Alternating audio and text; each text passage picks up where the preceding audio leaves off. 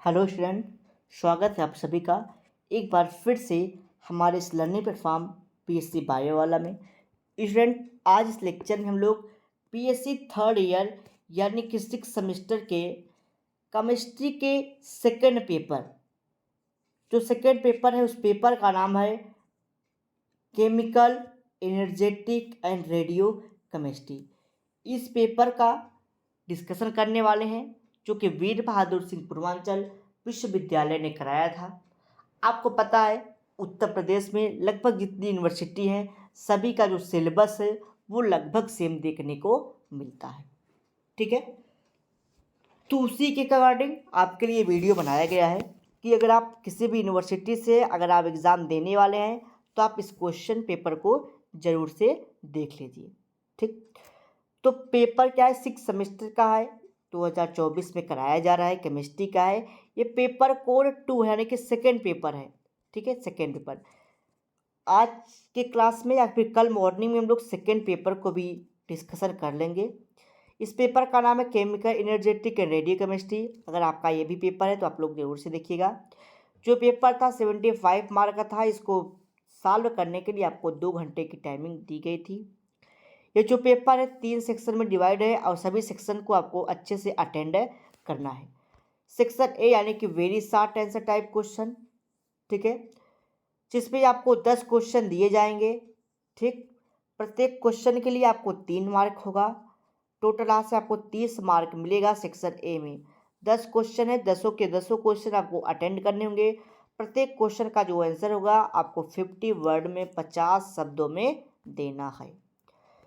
तो पहला आपसे पूछा गया है डिफाइन द इथैल्पी ऑफ कंबसन। ठीक है, यानी कि ऊष्मा दहन क्या होता है, यानी कि उसकी परिभाषा को बताना है। नेक्स्ट है give the any statement of second law of thermodynamic.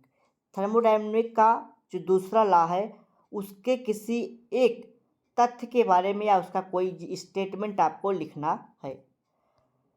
आपसे पूछा गया है what is difference between metallic conductor and electrolytic conductor. धात्विक कंडक्टर या इलेक्ट्रोलिटिक कंडक्टर में क्या अंतर है। What are the strong and weak electrolytes. मजबूत और कमजोर इलेक्ट्रोलाइट्स कौन होते हैं उसके बारे में आपको बताना है। फोटोकेमिकल रिएक्शन क्या होता है, यानी कि प्रकाश रासायनिक अभिक्रिया क्या होती है उसके बारे में आपसे पूछा गया है। What is ideal solution and non ideal solution. आदर्श विलयन क्या होता है या गैर आदर्श विलयन क्या होते हैं।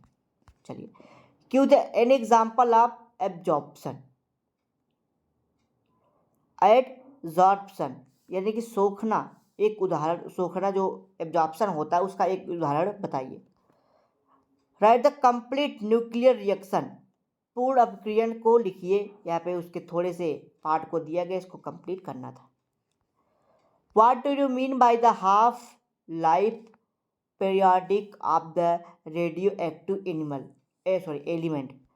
रेडियोधर्मी तत्वों के अर्ध जीवन काल से आप क्या समझते हैं इसके बारे में आपको बताना है। Write the first law of thermodynamic. ऊष्मागति के प्रथम नियम को लिखिए। चलिए आगे बढ़िए। सेक्शन बी आता है, इसमें आपको 3 क्वेश्चन करने हैं। ठीक है, दिए गए जो भी क्वेश्चन होगा 3 क्वेश्चन में दिया, 3 क्वेश्चन आपको अटेंड करना है। प्रत्येक क्वेश्चन को 200 वर्ड में लिखना है। एक क्वेश्चन के लिए आपको 10 मार्क मिलेगा, यानी कि 3 क्वेश्चन आपको 30 नंबर का क्वेश्चन आपको मिलेगा। फिर वही क्वेश्चन पूछा गया है कि derive mathematical form of first law of thermodynamics. Thermodynamic के फर्स्ट लॉ के बारे में बताइए, उसका क्या फार्मूला होता है, क्या व्यंजक होता है, उसके बारे में आपको लिखना है। चलिए, calculate the net entropy in during reversible process, यानी कि प्रतिवर्ती प्रक्रिया में एंट्रोपी परिवर्तन के मापन को बताइए। नेक्स्ट है डिस्कस द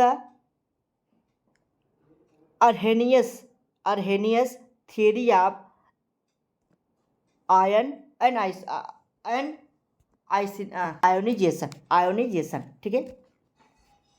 यानी कि आयनीकरण के आर्सेनिक सिद्धांत जो है उसके बारे में आपको बताना है। Discuss the Lewis concept of acid and bases, जो अम्ल और क्षार होते, जो लुईस का अवधारणा है उसके बारे में आपको बताना है। उसके बाद पूछा है कि स्टार्क आइंस्टीन जो लॉ फोटोकेमिकल था, ठीक है, उसके नियम को बताइए। ठीक, केमिकल इक्विवेलेंस का जो नियम है, सिद्धांत है, उसको बताइए। ऑस्मोसिस क्या है उसके बारे में बताइए। Discuss optical properties of sols, sol के ऑप्टिकल प्रॉपर्टीज यानी कि गुण के बारे में बताइए। Discuss Soddy Fajans group displacement law, Soddy Fajans Fajans कह सकते हैं उसको, फेजान ग्रुप डिस्प्लेसमेंट लॉ के बारे में आपको बताना है। नेक्स्ट आता है सेक्शन सी, इसमें आपको लॉन्ग आंसर टाइप क्वेश्चन, एक क्वेश्चन करना है 500 वर्ड में, 15 नंबर आपको दिए जाएंगे। Explain the law of constant heat summation, समन इसकी स्थिर उष्मा संकलन के नियम को लिखिए या फिर समझाइए। व्हाट इज करेक्ट कॉर्नॉट, ठीक है, कॉर्नॉट साइकिल क्या होती है, उसकी डिफिशियंसी के बारे में, किस प्रकार से उसका इंजन कार्य करता है उसके बारे में आपको बताना है। What do you understand by the term transport number, जो ट्रांसपोर्ट नंबर है आप उससे क्या समझते हैं। उसके बाद आपको बताना है discuss the method of determination of transport number of Hittorf's methods. Hittorf's जो मेथड होता है, ठीक है, हिटॉप्स HITTORF, हिटॉप्स जो विधि होती है उसके मेथड को बताना है, किस प्रकार वो ट्रांसपोर्ट के नंबर में कार्य करता है।